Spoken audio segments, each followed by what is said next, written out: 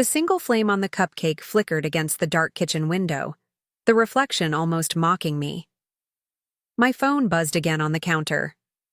I didn't want to look, but of course I did. Dad's message burned across the screen. "We're at your sister's dinner. Enjoy your night alone." Before we begin, drop a comment and tell us where are you from and from which city you're watching our videos. And after watching the whole video, don't forget to tell us, what would you do in this situation? Be honest. Tell me in the comments below. We read every comment. Let's begin. My chest tightened. Before I could even breathe, Mom's follow-up landed. Like a hammer. "I used your bonus for the decor. You'll understand someday." My fingers trembled, not from sadness, but from rage. 29 years old, and my parents had just announced, without apology, that my birthday was less important than making my sister shine.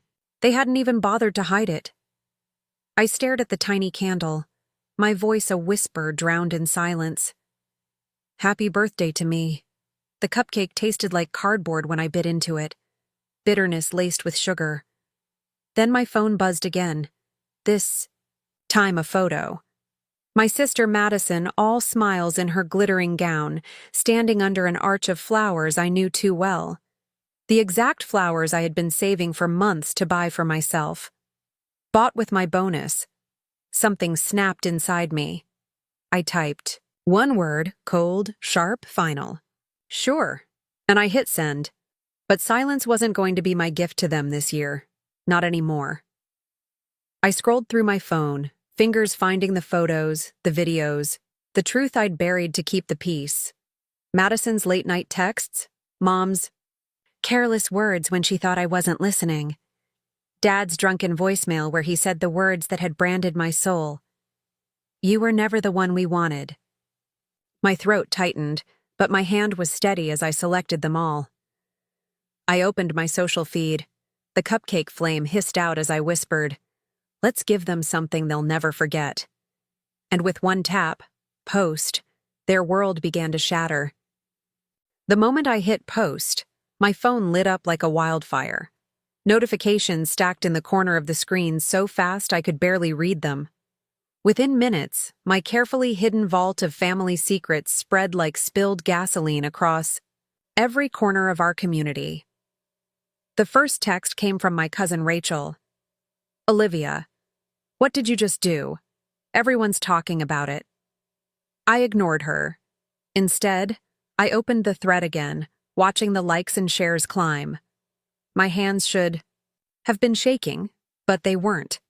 For the first time in years, I wasn't the silent one. I wasn't the shadow. The screen glowed with the truth I'd carried too long. The video of Dad slurring, Madison's the golden one, Olivia's just extra baggage. The screenshots of Mom using my work bonus for my sister's endless parties. Madison's texts bragging to her friends about how I was the boring backup plan of the family.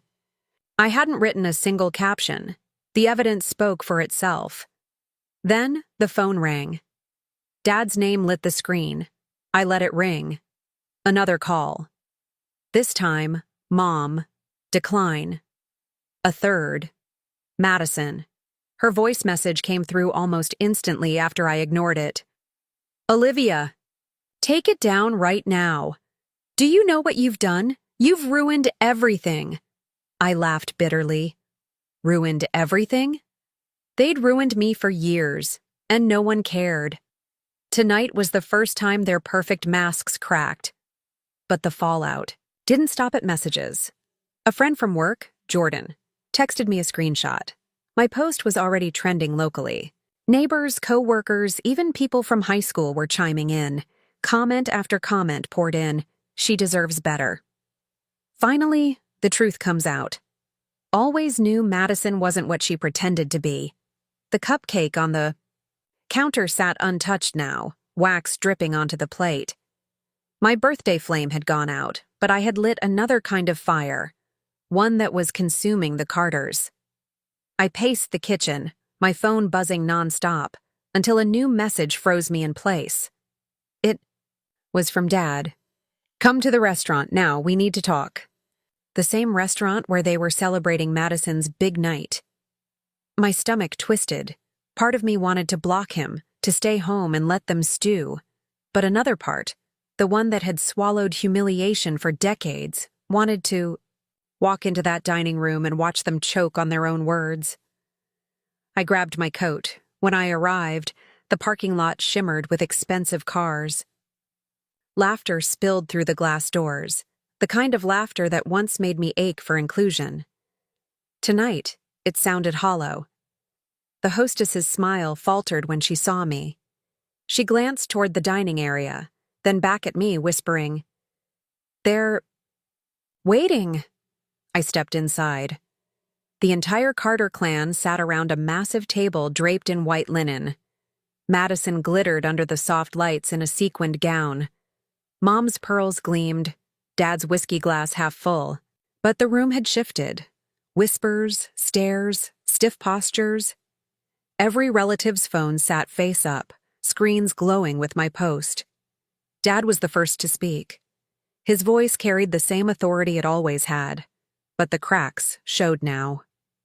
"Olivia." "Sit?" I didn't. I stayed standing, every eye on me. Madison's voice broke the tension, shrill and panicked. "You've embarrassed us in front of everyone. Sponsors, family, friends. Do you even understand what you've done?" I met her gaze, unflinching. I told the truth. Mom leaned forward, her voice dripping venom.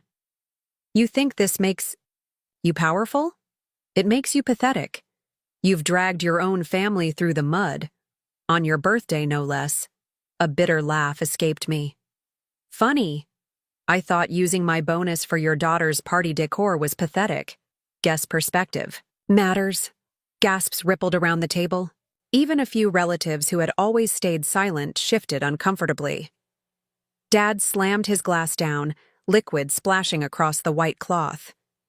"You will delete that post, tonight, or you're no daughter of mine." My chest rose and fell, anger threatening to spill, but I kept my voice steady. "Maybe that's the first honest thing you've said to me in years." The silence that followed was deafening.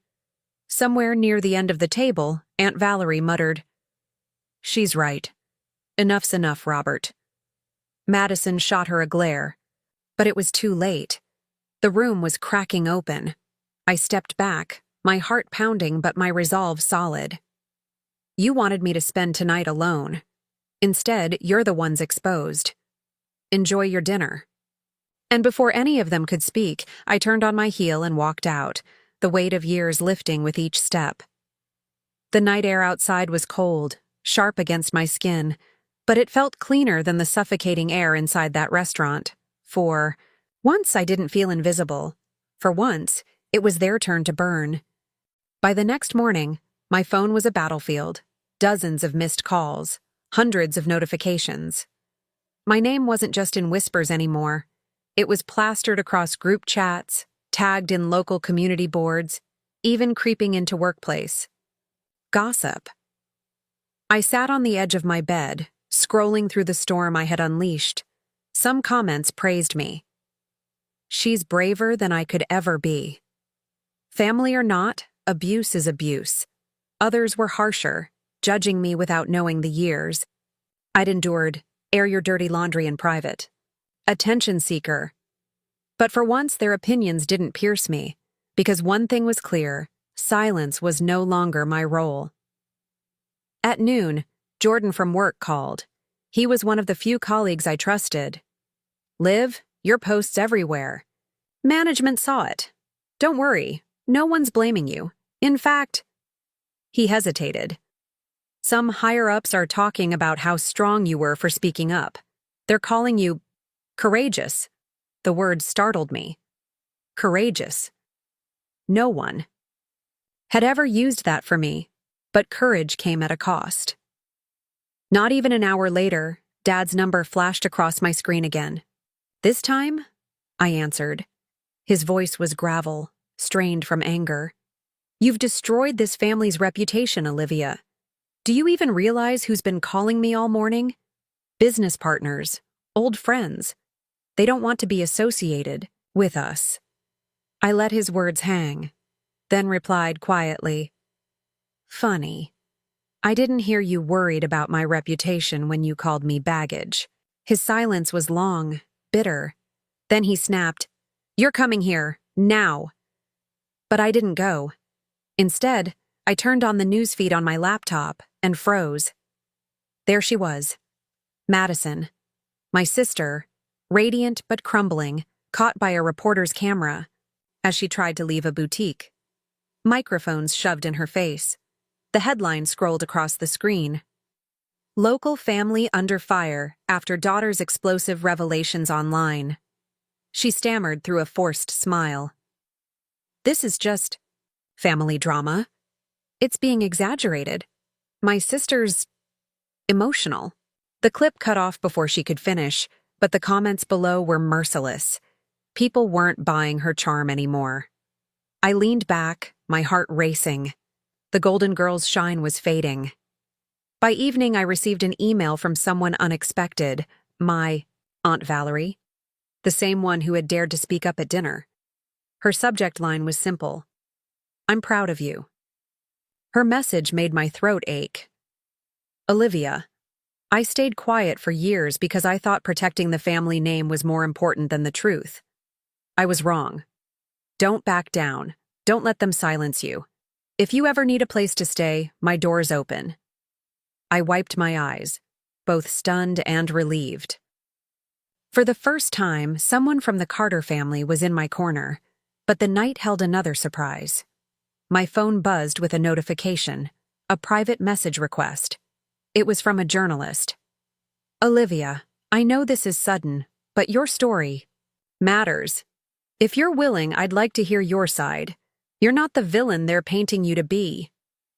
I stared at the screen, pulse pounding. Me, the forgotten daughter, the invisible shadow, now being asked to speak publicly. My hands hovered over the keyboard. Fear clawed at me. What if I wasn't strong enough? What if this only made things worse? Then I remembered Madison's glittering smile, Dad's slurred words, Mom's smug text about using my bonus. And I typed, "I'll talk." The interview happened the next day, discreet but sharp. I didn't exaggerate, didn't lie. I simply told the truth. Years of favoritism, neglect, and open humiliation. The reporter's eyes widened more than once, and when we wrapped, she said softly, "People will see you differently now." When the article dropped, the reaction was immediate. Friends I hadn't spoken to in years reached out. Coworkers sent supportive messages. Strangers commented, saying my words gave them courage to face their own families, but not everyone celebrated. That evening, Madison stormed into my apartment. She didn't knock, just barged in, eyes blazing. "You've ruined me, Olivia. Do you understand that? Sponsors are pulling out of my event next month because of your stupid post."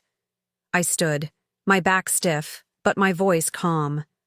"No, Madison.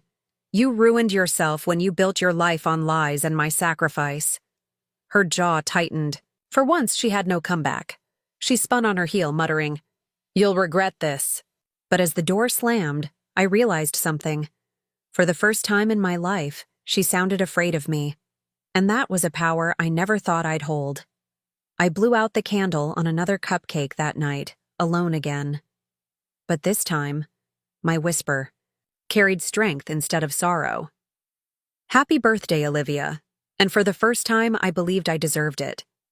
The article spread faster than I expected. Within 48 hours, my name was on every local feed. My phone became a lifeline, buzzing with strangers thanking me for speaking out. But the true storm hit the Carter family. Dad's law firm quietly pulled his name from their front page. Mom's social club released a statement distancing themselves. And Madison? Her carefully curated brand sponsorships evaporated almost overnight. One by one, companies backed away, her inbox filling with words she had never heard before. Not a good fit. For years, they had painted me as the quiet one, the extra baggage. Now, I was the name on everyone's lips. That Sunday, I received a call I didn't expect, from Grandma Ruth. She was 90 but sharp as a knife, and she rarely involved herself in family drama. Her voice was steady, unshaken by all the noise. "Olivia, I saw the news. I want you to come to the house tomorrow, alone." Her tone wasn't a request. I arrived at her place the next afternoon. The old farmhouse smelled of lavender and wood polish, everything exactly as it had been since I was a child. Grandma sat in her rocker by the window, her silver hair pinned neatly, her cane leaning nearby. She studied me with eyes that had seen more than any of us could fathom. "You did what your parents never had the courage to do," she said finally. "You told the truth." I swallowed hard. I didn't mean to embarrass the family. "Embarrass?" She cut me off, her voice sharp. "No, you exposed them, and maybe it was long overdue." She leaned forward, her hands trembling slightly but her words steady. "I've watched your father dismiss you, your mother undermine you, and your sister overshadow you." I said nothing. That was my mistake, but not anymore. From under the table, she pulled out a small envelope, worn and yellowed at the edges. She placed it into my hands. "This was meant for you after I passed, but I think you need it now." Confused, I opened it. Inside was a legal document, her will. My breath caught as I scanned the words. Everything. The farmhouse. The land, her savings, all of it, left to me. Tears blurred my vision. "Grandma, why?" Her smile was sad, but knowing. "Because you've been treated like you had nothing your whole life, and because I trust you to build something better. With it. Don't waste this chance, Olivia. Be the woman they never thought you could be." I hugged her tightly, my body trembling with both relief and disbelief. For the first time in years, someone had chosen me. But the news didn't stay private for long. When my parents found out, their fury came swift. Mom called, her voice shrill and desperate. "You manipulated her. You poisoned her against us." I answered calmly, "No." She saw the truth long before I ever spoke it. Dad tried to roar over me, but his voice cracked with something I'd never heard before. Fear. "You think this makes you better than us? You'll regret crossing me." "Olivia." I didn't flinch. "I don't regret anything." And I hung up. The weeks that followed were surreal. Madison's social life crumbled, her so-called friends vanishing when the money dried up. Dad's reputation took hit after hit, his arrogant voice quieter each time he left me a message. And Mom? Her once perfect social circles now whispered behind her back. Meanwhile, I poured myself into something new. With Grandma's support and her inheritance, I started planning a nonprofit for young women overlooked by their families. The forgotten daughters, just like me. At night, when doubt crept in, I'd scroll back to the post that had started it all. The candle flame, the single word. Sure. That one word had torn open the lies and rebuilt me from the ground up. 3 months later, I stood at a small gathering for the launch of my nonprofit. A modest event, nothing glamorous, but every chair was filled. Aunt Valerie was there, Jordan from work, even a few people who had reached out after reading my story. I stood at the podium, my voice steady despite the lump in my throat. For years I believed silence was survival, but silence only chained me to pain. Speaking the truth broke those chains. And if my story has taught me anything, it's that every forgotten daughter has a voice worth hearing. The applause that followed wasn't deafening, it was healing. That night, as I blew out a candle on a simple cake the volunteers had surprised me with, I closed my eyes and made a wish. Not for revenge, not for more exposure, but for freedom. When I opened my eyes, the room was filled with light, laughter, and the kind of family I had always dreamed of. One chosen, not forced. For once, I didn't feel alone. And I realized my parents hadn't ruined me. They had, without meaning to, given me the gift of becoming stronger than they ever imagined. The girl they tried to silence had become the woman who spoke loud enough for the world to hear. And that was a birthday gift I would carry forever.